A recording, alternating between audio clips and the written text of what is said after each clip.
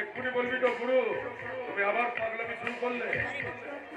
তুই তো আমাকে খুব ভালো করে জানিস ইকবাল, যখনই আমার চোরে চোরে নিঃশ্বাস করতে শুরু করে তখনই আমি কেমন পাগল পাগল হয়ে যায়।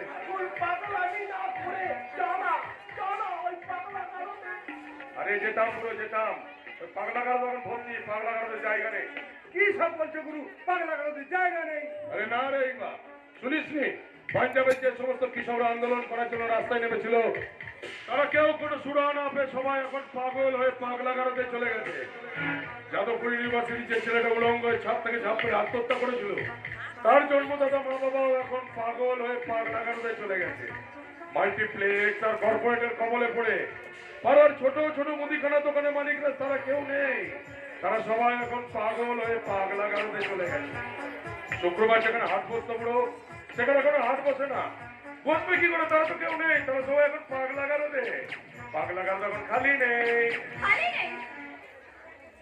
সকালবেলায় যে বিস্কুটটা ডুবিয়ে ডুবিয়ে আমরা চা খেতাম, সেই ৭৭ বছর প্রাচীন ব্রিটানিয়া কোম্পানিটা সেটা এখন বন্ধ হয়ে পড়ে আছে। রাজ্যের আর পাঁচটা কলকারখানার মতো সেটা এখন খালি। গুরু, এখন পাগলামি বন্ধ করে বল, আমাকে ডেকেছিস কেন?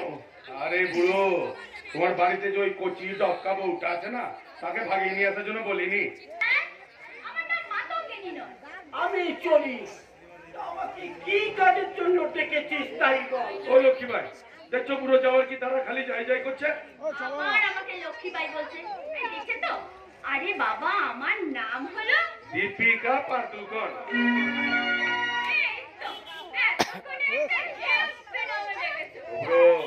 দেখলে যে পেট চেরা। আমি চলি। আরে দাঁড়াও দাঁড়াও বুড়ো, এত যাওয়া তারা কিসে? তোমাকে যে ওই পূর্ব পারে ভেরিটা বিক্রি করে দিতে বলেছিলাম, সেই দলিলটা তো আমাকে এখনো দিলে না। ওই দলিল তো আমি দিতে পারবো না। হ্যাঁ ইকবাল, দশরথ কাকা, আবার যখন লোকসানের কথা ভাবছি, ভাবছি, মেছ কাটতে এই অঞ্চলের সব ভেরি আমার হবে। এই অঞ্চলের সব ভেরির মাছ আমার কোথায় ফটফট ফটফট করে সাঁতার কাটবে বুড়ো। তোমাকে আমি হাত জোর করে বিনতি করছি, ভেরিটা আমাকে দিয়ে দাও।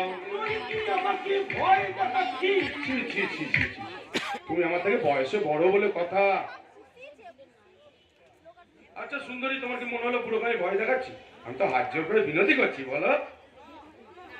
তার জন্য তোমাকে আমি অনেক অনেক টাকা দেবো বুড়ো। তোর টাকা পয়সা আমার চাই না রে কার্তি। মেছো কাটতে ওই টাকা তোমার না চাইলেও ভেড়ি কিন্তু আমার চাই বুড়ো। আর জীবন বেঁচে থাকতে তোকে ওই ভেজ আমি বিক্রি করবো না। বাস হয়ে গেল। এত করে বোঝাচ্ছি তবু বুঝছে না। দেখলে তো হাত জোর করলাম, তাও শুনছে না। ইকবাল বুড়ো, এবার কিন্তু ওই বুড়োকে মরতে হবে বলে দিলাম। এইটা আবার আমার জোরে জোরে নিঃশ্বাস পড়ছে। বোঝা বোঝা ওই বুড়োকে বোঝা। দিতে হবে না গুরু, আমি দেখছি, আমি দেখছি। পাগলামি করো না, আমার কথা শোনো। কতদিন করবো ওই হবে।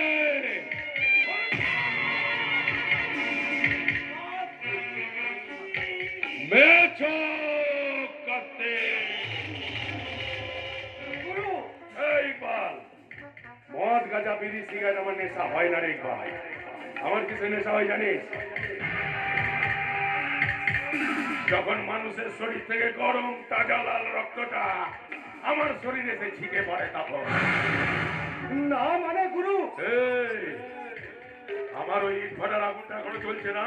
হ্যাঁ গুরু। তাহলে যা, এই পুরো লাশটা হির হির করে টানতে টানতে নিয়ে গিয়ে সোজা ইট ভাটার আগুনে ছুঁড়ে ফেলে দে। দুই ধরনের সৎকার করতে আমি বিখ্যাত। এক, অতিথি সৎকার। দুই, মৃত দেহ সৎকার। কিন্তু এখন ওর বউ তো থানা পুলিশ করবে। ও নিশ্চয়ই বাড়িতে বলে এসেছে যে এখানে আসছে। ওর বউটাকে কি করে সামলাতে হবে আমার খুব ভালো করে জানা আছে। তোকে যে বললাম তুই তাই কর। এগুলোকে এখান থেকে নিয়ে যা। সুন্দরী, আমার ফুলটুসি, আমার ঝিঙ্কু সোনা, চোখের সামনে কেমন জল জল তো খুন দেখলে বলো। আসলে আসলে তুমি এতদিন টিভিতে সিনেমাতে নকল ফুল দেখেছো তো, আসল ফুল দেখে একটু ভয় লাগছে তাই না? কি জানো, মানুষ তো আর অসত্য গাছের মতো প্রাচীন নয় যে চিরকাল